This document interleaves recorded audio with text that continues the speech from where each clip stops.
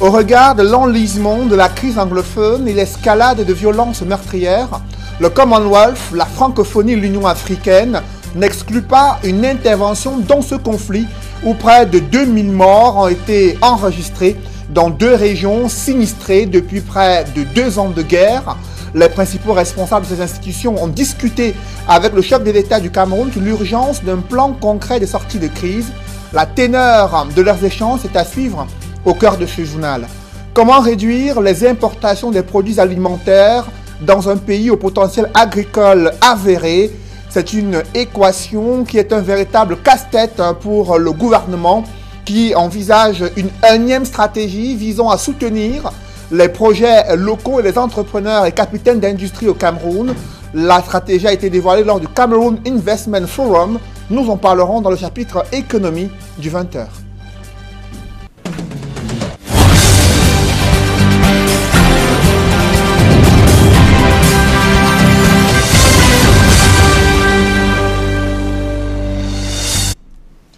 Merci de suivre cette édition complète de l'information sur Equinox Télévision.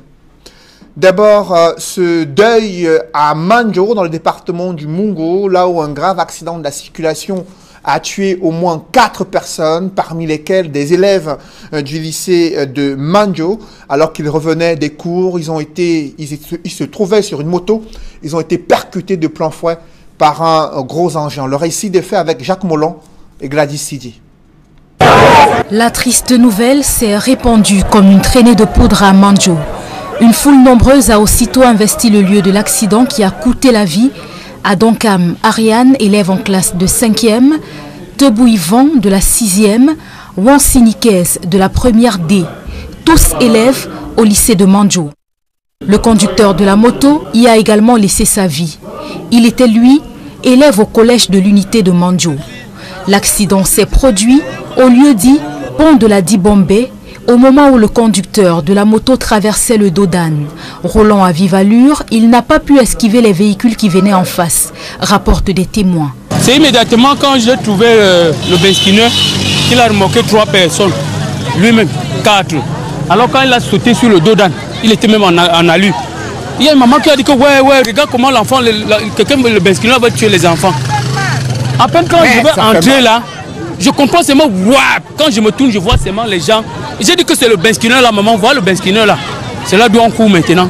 Donc il semblerait que la voiture, le camion montait. Il y avait une petite voiture aussi comme ça, rouge, qui était devant lui. Quand il a vu le camion qui a pris toute la chaussée, le camion a garé. Le gars maintenant cherchait à redoubler, parce que s'il ne doublait pas, il bondissait derrière le camion, derrière la petite voiture. Voilà, il a cherché maintenant à esquiver la petite voiture pour doubler. Cela lui a percuté sur le pare-choc avant de la raser là. Et puis... Le choc est immense, tant du côté de la famille, des camarades de classe, que de l'administration du lycée de Manjo. Les élèves qui venaient à peine de quitter l'établissement n'y retourneront plus jamais. Ça fait mal parce que voici que nous passons toute une journée avec les enfants. On se sépare et quelques heures après, on nous appelle que le pire s'est produit. Imaginez un peu. Mettez-vous un peu à notre place. Les enfants avec qui nous nous frottons à tout moment, c'est nous qui sommes. Il est vrai, ces enfants sont les enfants des parents, mais c'est nous qui sommes avec eux, à l'écoute de cette information. Madame le proviseur en a pris le coup. Elle a pris le coup, elle s'est écroulée. C'est vraiment touchant de passer une journée avec les amis. Après, on les retrouve dans des situations comme ça. Vraiment, nous sommes vraiment dépassés. Ça fait mal, ça fait vraiment mal. Les 4 victimes de cet accident de la circulation étaient tous habitants du quartier Mantem à Manjo. Le conducteur de la moto, qui exerçait ce travail à ses heures creuses, avait décidé de s'arrêter au lycée de Manjo et c'est de là qu'il a pris sur sa moto les 3 élèves qui n'ont malheureusement pas pu arriver jusqu'à la maison.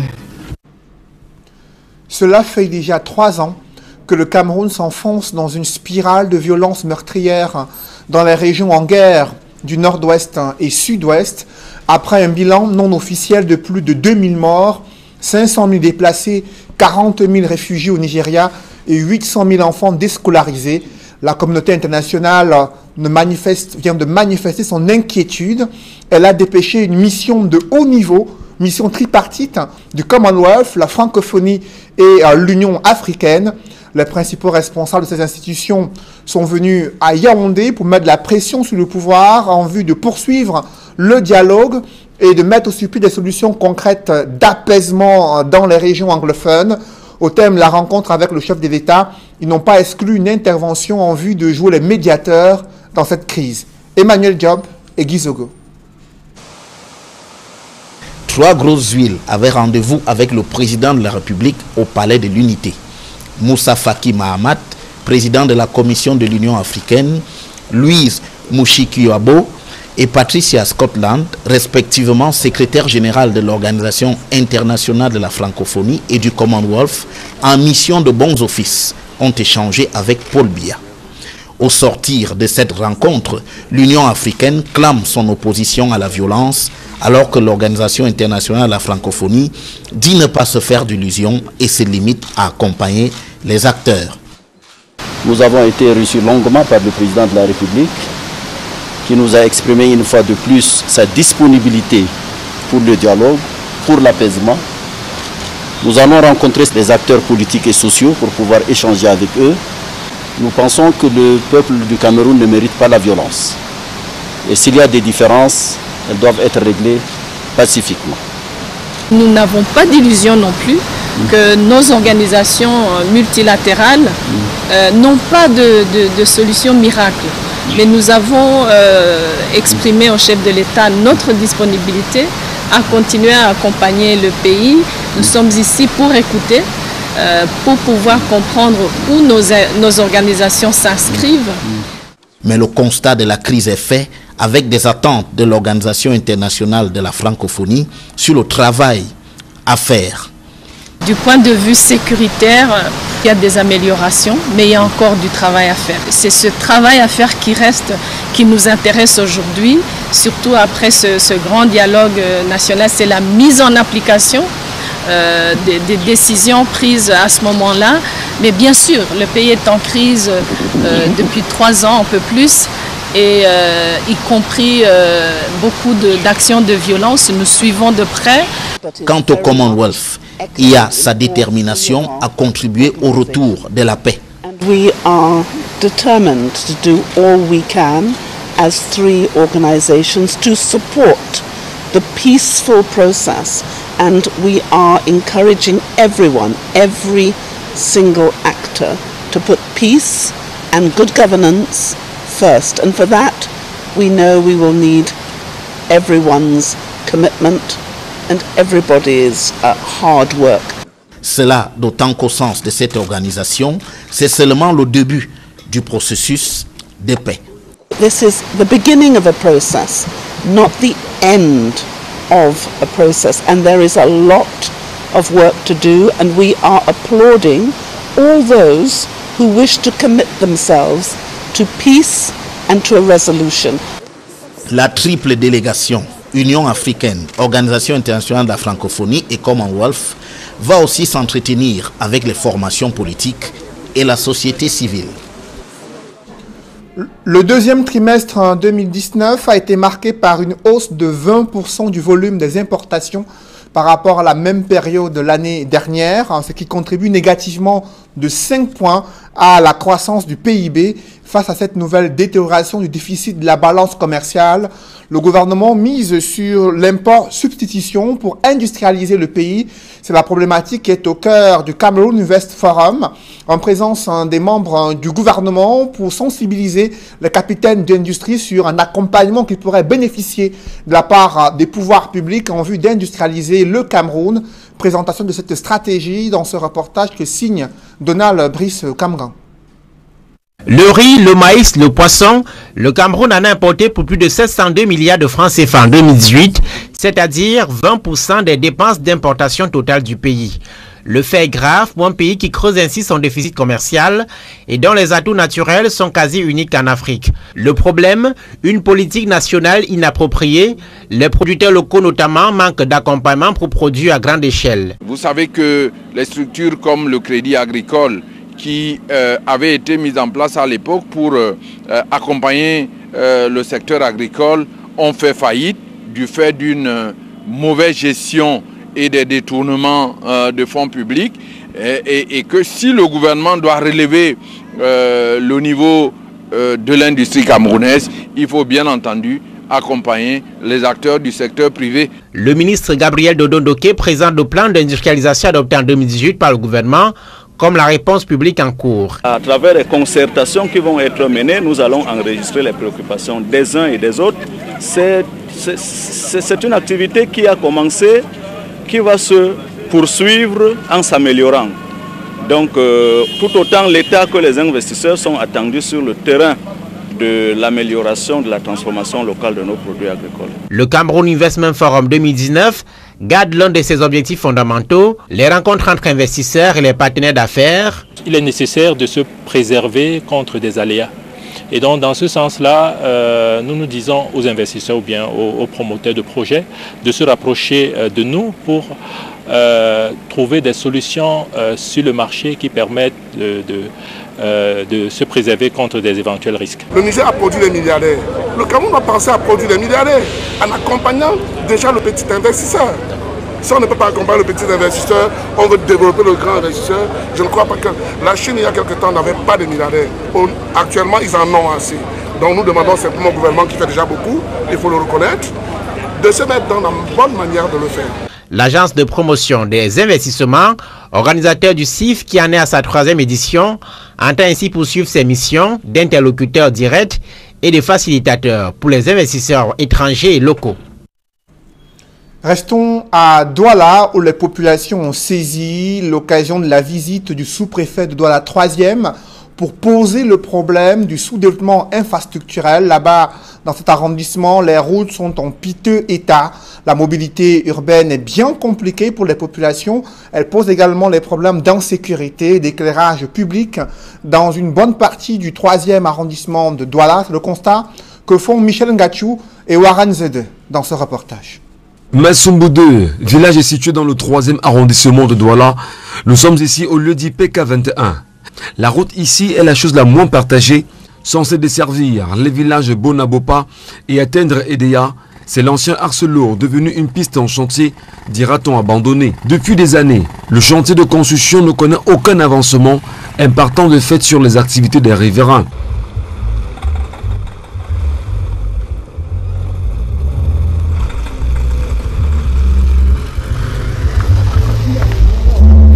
Justement, quand on est d'abord venu commencer les travaux en saison de pluie, c'était très grave ici. Là, pour arriver à 14, nous sommes à 21, pour arriver à 14, on paye 500 francs la moto.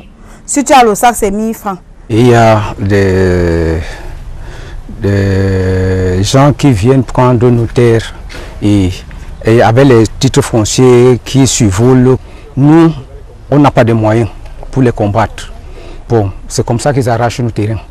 La lumière ici fait parfois 2 semaines, nous vivons sans lumière. Un peu plus loin, c'est PK17. Ici, le chapelet de manquement s'égrène aussi avec des attentes particulières. On veut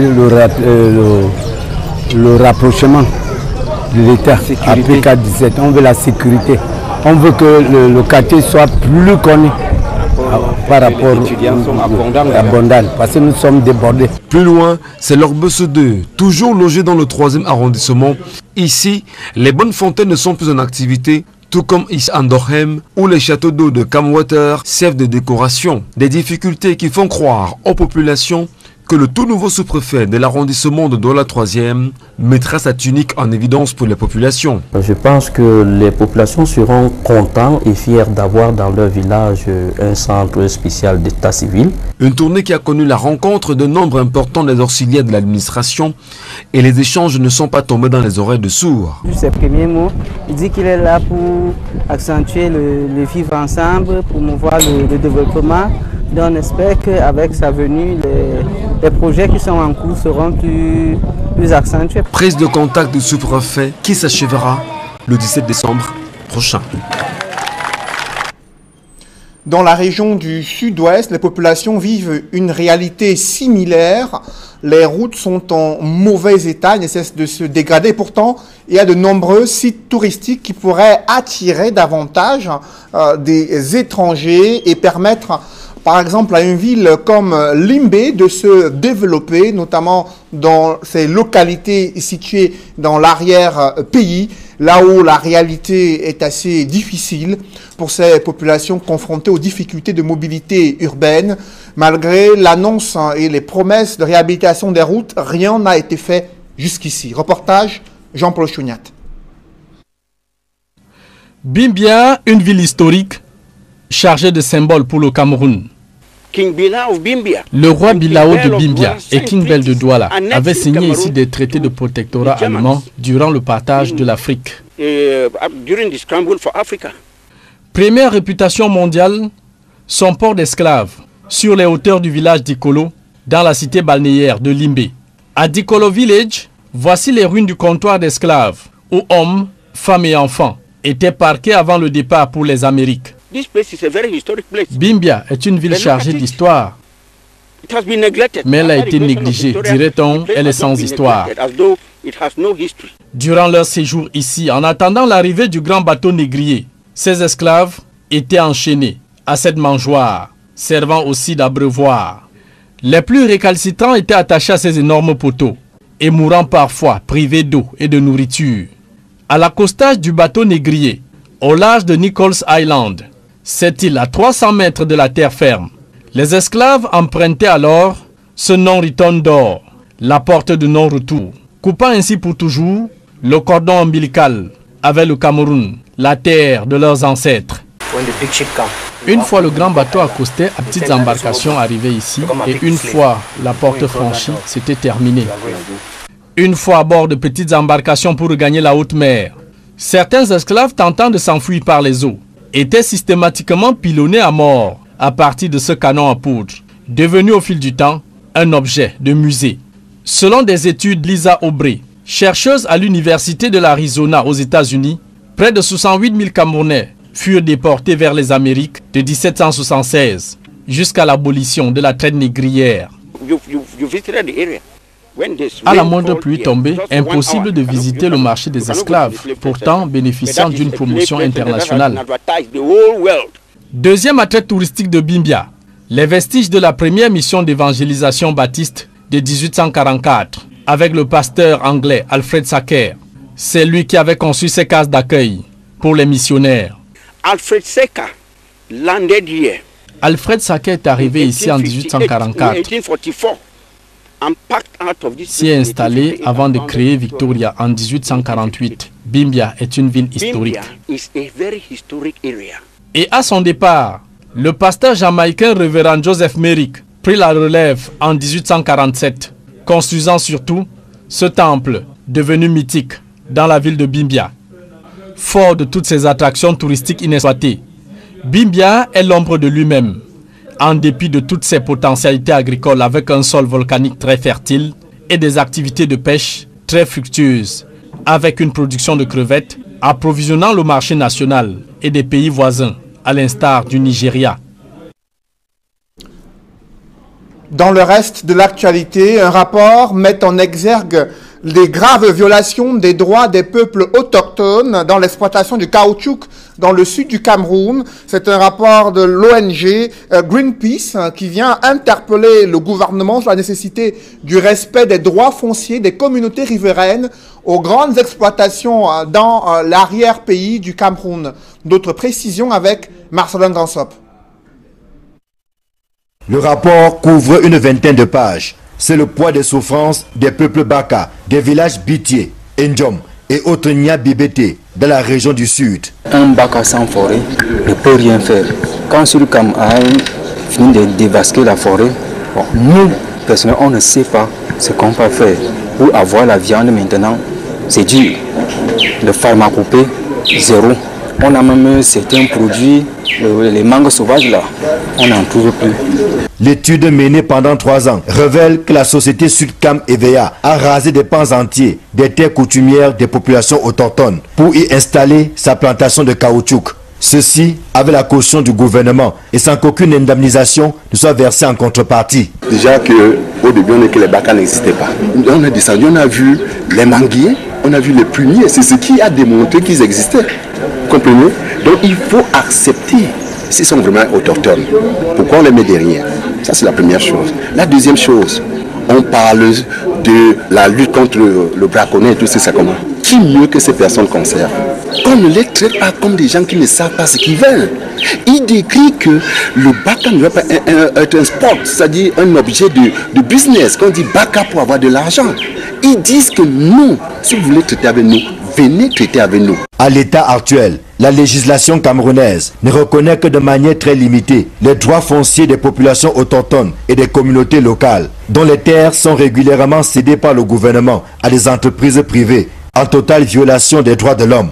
Il est temps que cela cesse et que pour le cas d'espèce, les Bakas soient rétablis dans leurs droits. Il faut qu'on compense le préjudice causé à ces personnes. Comment pouvez-vous dire que les chefs Bakas ne soient pas reconnus alors que nous savons tous qu'il y a comme avantage de chefferie?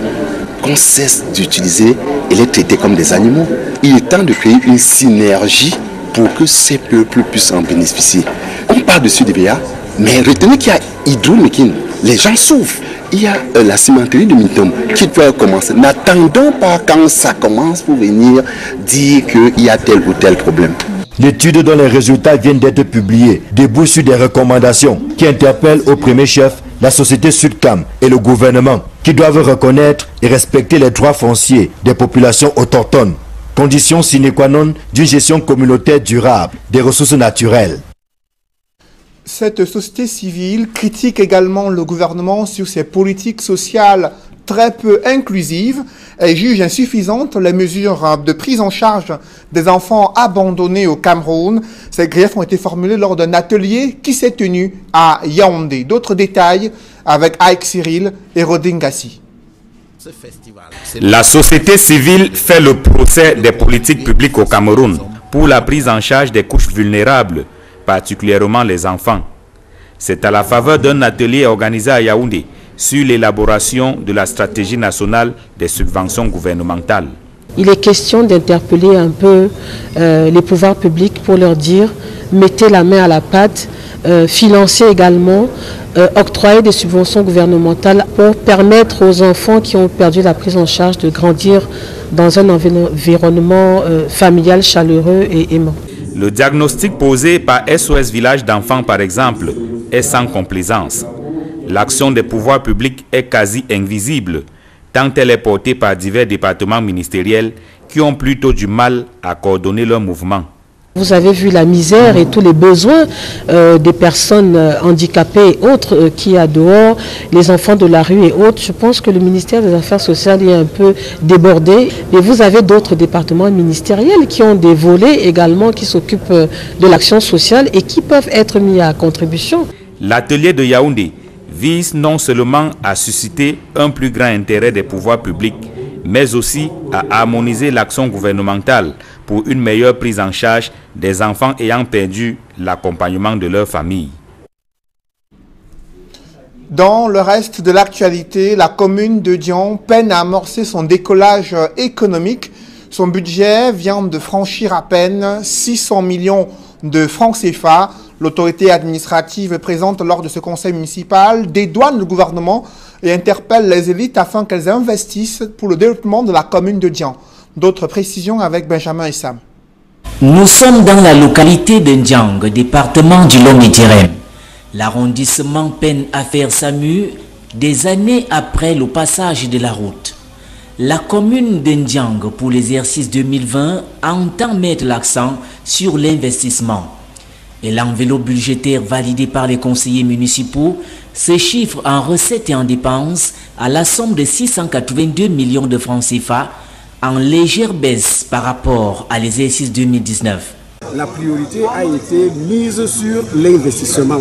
Donc l'investissement est un peu plus, c'est-à-dire la proportion 40-60 n'a pas été respectée parce que nous sommes à plus de 70 en ce qui concerne les investissements. La construction d'un hôtel de ville futuriste préoccupe cependant l'exécutif municipal de Ndiang. J'ai invité les camarades conseillers, n'est-ce pas, à ce que nous fassions bloc pour pouvoir terminer ce que nous avons commencé. Nous avons notre projet phare, la construction de l'hôtel de ville et un financement du FECOM qui s'élève à 210 millions. Ce projet a connu des retards, c'est vrai. Il a commencé. Je crois que nous devons tous être ensemble.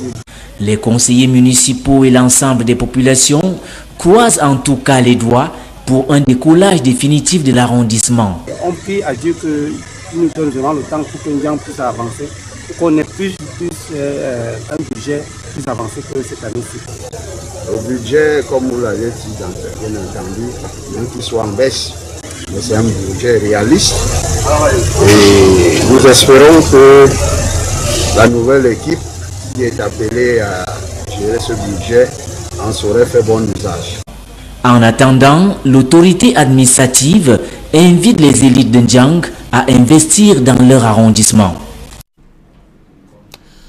Parlons à présent de ces personnes vivant avec un handicap visuel qui demandent au gouvernement de veiller sur le respect de la loi consacrée à la protection, la promotion des personnes handicapées dans les domaines de l'éducation, la santé, également le sport et l'emploi.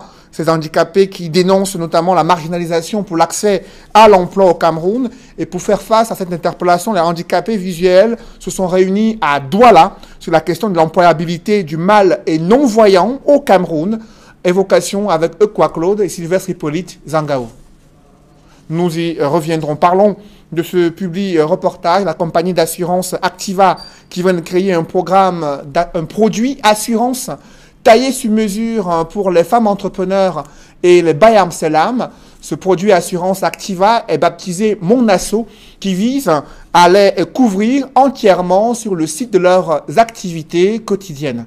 Reportage. Activa lance Active Lady, du nom de ce programme d'assurance dont l'objectif est d'assurer les femmes pour mieux protéger la société.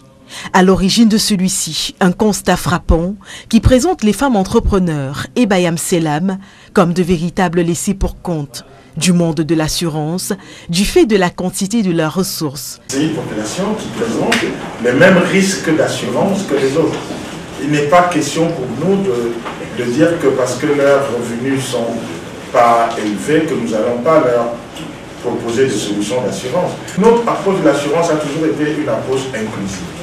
Inclusive, quel que soit le niveau socio-économique de la personne concernée, quel que soit son lieu de résidence, que ce soit un paysan, un citadin ou pas. Alors pour elle et toutes les autres, le groupe Activa a choisi de faire les choses différemment en leur proposant dorénavant une police d'assurance taillée sur mesure et à la hauteur de leurs exigences. Nous avons travaillé avec elles pendant des mois, justement pour mieux les connaître, mieux les comprendre, surtout mieux cerner ce qui dans leur activité présente le plus de risque d'aléa. Et même les caisses qu'on a prévues pour elles, c'est elles qui en ont fait le dessin parce qu'elles savaient beaucoup mieux que nous exactement ce qu'elles souhaitent avoir comme comptoir de vente et tout cela. Avec une dénomination en laquelle toutes les femmes se reconnaissent, Mon Asso, un pack qui cumule une double protection pour l'assuré, mais aussi sa marchandise. Car avec lui, l'assuré a droit à une caisse et un parasol, qui facilite ainsi le transport de sa marchandise et la protège du vol et des intempéries. Elle est en plus couverte contre tout risque d'accident dans son activité et en cas de décès, Activa reverse à ses enfants ou ayant droit un capital pour assurer leur avenir. Avant de tomber, comme vous venez de voir, si j'étais assurée et les enfants ne devaient pas trop souffrir. Ils devaient avoir une assurance et puis les médicaments ne devaient pas être payés en compte que les enfants ne devaient pas courir des risques pour chercher de quoi manger. Pour ce qui est des femmes entrepreneurs, un portail web qui est une centrale de services multiples alliant entre autres information, formation, réseautage pour booster leurs activités a été créé. Alors, pour parler de ce projet innovant, le groupe Activa a procédé en interne à la formation de son staff, à qui des attestations ont été remises.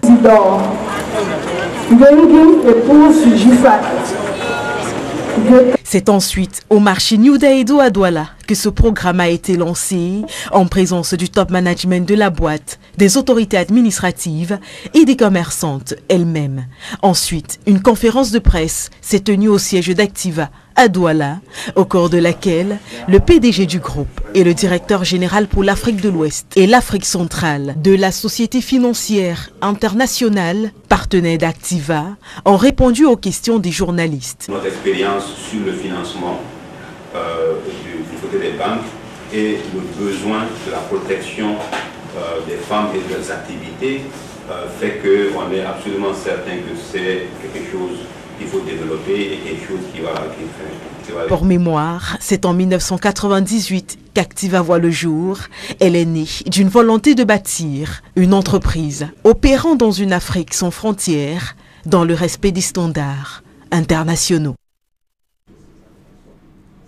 Mesdames, Messieurs, c'est la fin de ce journal. Merci de l'avoir suivi. Juste après cette édition de 20h, retrouvez Serge Alain Autou et ses invités pour le débrief du journal sur le plateau d'Equinox Soir. Serge Alain. Voilà, visite conjointe du président de la Commission de l'Union africaine, d'un secrétaire général de l'OIF, Organisation internationale de la francophonie, et la secrétaire générale du Commonwealth. Vous l'avez dit, Moussa Faki Mahamat, Marie-Louise Mouchikiwabo et Patricia Scotland ont discuté avec le président de la République Paul Biya au Palais de l'Unité durant plus d'1 heure. Ils ont fait part de leur disponibilité à accompagner le Cameroun vers un plan concret de sortie de crise. Ils ont même émis l'intention d'intervenir pour jouer les rôles de médiateurs dans ce conflit où plus de 2000 morts ont déjà été enregistrés. Vous avez suivi Moussa Faki Mahamat, président de la Commission de l'Union africaine, déclarer la disponibilité du chef de l'État à poursuivre le dialogue et aller vers l'apaisement. Et d'aucuns s'interrogent que cache cette pression internationale. Dans ce contexte préélectoral, ces organisations disent être prêtes à pouvoir aider le Cameroun afin que cette crise trouve une solution durable et que la guerre cesse dans ces deux régions aujourd'hui sinistrées du nord-ouest et sud-ouest. Voilà, madame, monsieur, c'est dans l'essentiel, l'Equinox Soir, deuxième partie. Bonne soirée à vous, Cédric. Bonne soirée à vous, Serge Alain. Rendez-vous demain 20h. Rendez-vous demain 20h. Madame,